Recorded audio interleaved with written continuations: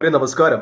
നമ്മൾ തിരുവനന്തപുരം ജില്ലയിലെ ഒരു രാഷ്ട്രീയ അവലോകനം 2026 നിയമസഭാ ഇലക്ഷനുമായി ബന്ധപ്പെട്ട് നടത്തുകയാണെങ്കിൽ UDFന് പറയത്തക്ക ഒരു നേട്ടം ആ ജില്ലയിൽ ഉണ്ടാക്കുവാൻ പറ്റും എന്ന് തോന്നുന്നില്ല.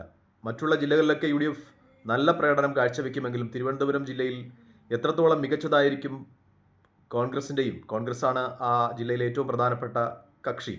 ഒരു സീറ്റിൽ RSP മത്സരിക്കുന്നു എന്നതേ ഉള്ളൂ.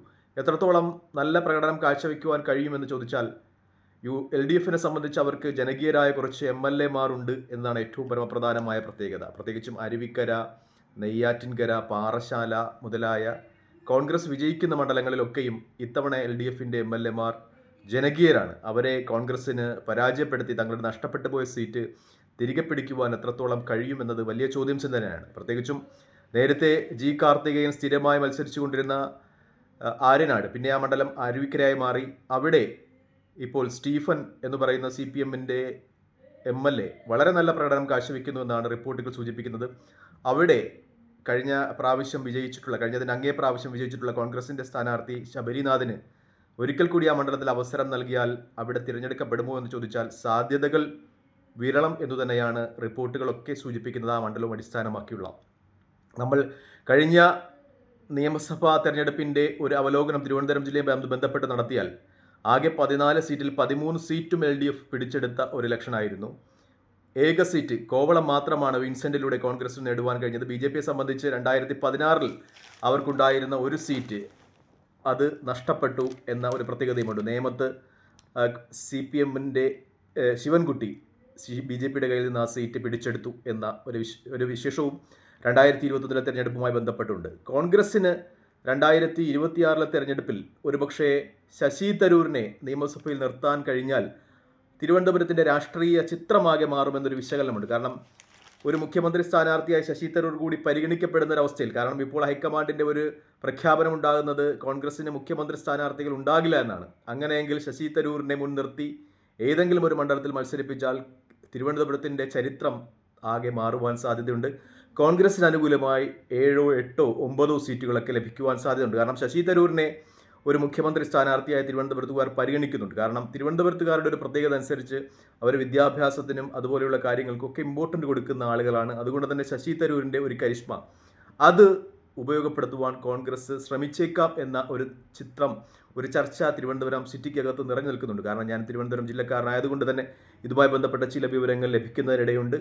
അങ്ങനെയെങ്കിലും ഒരു പക്ഷേ കോൺഗ്രസ് തിരുവനന്തപുരത്ത് വളരെ നല്ലൊരു പ്രകടനം കാഴ്ചവെക്കുവാൻ സാധ്യതയുണ്ട് എന്നതാണ് ഏറ്റവും പരമപ്രധാനമായ യാഥാർത്ഥ്യം. കഴിഞ്ഞ ലോക്സഭാ തെരഞ്ഞെടുപ്പിൻ്റെ ഒരു ചിത്രം നമ്മൾ പരിശോധിച്ചാൽ UDFന് 8 നിയമസഭാ മണ്ഡലങ്ങളിൽ ലീഡുണ്ട്, BJPക്ക് 5 നിയമസഭാ മണ്ഡലങ്ങൾ ലീഡുണ്ട്, CPMന് ഒറ്റ നിയമസഭാ മണ്ഡലത്തിൽ വർക്കല മാത്രമേ കഴിഞ്ഞ ലോക്സഭാ ഇലക്ഷൻ്റെ ഒരു ചിത്രത്തിൻ്റെ അടിസ്ഥാനത്തിൽ ലീഡുള്ളൂ എന്ന് വ്യക്തമാണ്. പക്ഷേ ഇത് നിയമസഭാ തെരഞ്ഞെടുപ്പിൽ പ്രതിഫലിക്കണമെന്നില്ല. കാരണം നിയമസഭാ തെരഞ്ഞെടുപ്പിലും തദ്ദേശ സ്വയംഭരണ തെരഞ്ഞെടുപ്പിലും ലോക്സഭയിലുമൊക്കെ വളരെ വിചിത്രമാണ് തിരുവനന്തപുരത്തിൻ്റെ രാഷ്ട്രീയ വിലയിരുത്തലുകൾ, രാഷ്ട്രീയ തിരഞ്ഞെടുപ്പുകൾ എന്നത് വലിയ യാഥാർത്ഥ്യമായി നിൽക്കുകയാണ്. നമ്മൾ ചിറയൻകീഴ് ലോക്സഭാ മണ്ഡലത്തിൽ വരുന്ന ചിറയൻകീഴ് മാറിയിട്ടുണ്ട്, ഇപ്പോൾ ആറ്റിങ്ങലാണ്. ഞാൻ പഴയ ചിറയൻകീഴ് മണ്ഡലം എന്നതിൻ്റെ ഒരു ഓർമ്മയിലാണ് പറഞ്ഞത്. ഇപ്പോൾ ആറ്റിങ്ങൽ നിയമസഭാ മണ്ഡലത്തിൻ്റെ കീഴിൽ വരുന്ന വർക്കല നിയമസഭാ മണ്ഡലം എടുത്താൽ അതിൽ 2021 ഇലക്ഷനിൽ BRM ഷഫീറിനെ വി ജോയ് എന്ന് പറയുന്ന CPMൻ്റെ ജില്ലാ ജനറൽ സെക്രട്ടറി, അദ്ദേഹം പിന്നീടാണ് ജില്ലാ ജനറൽ സെക്രട്ടറിയായി തിരഞ്ഞെടുത്തത്, ഇപ്പോൾ ജില്ലാ ജനറൽ സെക്രട്ടറിയാണ്. അദ്ദേഹം 17,000 വോട്ടുകൾക്കാണ് പരാജയപ്പെടുത്തിയത്. BDJ സ്ഥാനാർത്ഥി അജി 17,000 വോട്ടുകൾ നേടിയിട്ടുണ്ട്. 2021 ലോക്സഭാ തെരഞ്ഞെടുപ്പിൻ്റെ റിസൾട്ട് നമ്മൾ വർക്കല നിയോജകമണ്ഡലത്തിൽ പരിശോധിക്കുകയാണെങ്കിൽ CPM 1ാമതും BJP 2ാമതും കോൺഗ്രസ് സ്ഥാനാർത്ഥി അടൂർ പ്രകാശ് 3ാമതുമായിട്ടാണ് അവിടെ ഫിനിഷ് ചെയ്യുന്നത്. 2024 ലോക്സഭാ ഇലക്ഷനിൽ നമ്മൾ എപ്പോഴും അറിയാവുന്നതുപോലെ പറയാവുന്നതുപോലെ അടൂർ പ്രകാശ് SNDPയുമായിട്ട് വളരെ അടുത്ത ബന്ധം പുലർത്തുന്ന ഒരാളാണ്. SNDPയുടെ തലസ്ഥാനം തട്ടകമെന്ന് തന്നെ പറയാവുന്ന ഒരു സ്ഥലമാണ് വർക്കല. ശിവഗിരി കുന്നുകൾ ഉൾപ്പെടെയുള്ള സ്ഥലങ്ങളുള്ള വർക്കലയിൽ SNDPയുടെ അഭിവാജ്യ ഘടകം തന്നെ പറയുന്ന SNDPയുടെ ഏറ്റവും അടുത്ത ആളെന്ന് തന്നെ പറയാവുന്ന അടൂർ പ്രകാശ് വർക്കല നിയമസഭാ മണ്ഡലത്തിൽ 2024 ലോക്സഭാ ഇലക്ഷനിൽ 3ാമതെത്തുന്നതാണ് കണ്ടത്. അങ്ങനെ പ്രവചിക്കുവാൻ കഴിയാത്ത രാഷ്ട്രീയ തിരഞ്ഞെടുപ്പുകൾ, റിസൾട്ടുകൾ വരുന്ന ഒരു സ്ഥലമാണ് തിരുവനന്തപുരം ജില്ലയിലെ പ്രദേശങ്ങളെന്ന് പറയാം. പ്രത്യേകിച്ചും ആറ്റിങ്ങൽ ലോക്സഭാ മണ്ഡലത്തിന് കീഴിൽ വരുന്ന പ്രദേശങ്ങൾ എന്ന് പറയാം. കാരണം കഴിഞ്ഞ ഇലക്ഷനിൽ ആറ്റിങ്ങൽ ലോക്സഭാ മണ്ഡലത്തിൽ BJP സ്ഥാനാർത്ഥി പരാജയപ്പെടുന്നത് വെറും 16,000 വോട്ടുകൾക്കാണ്. അതായത്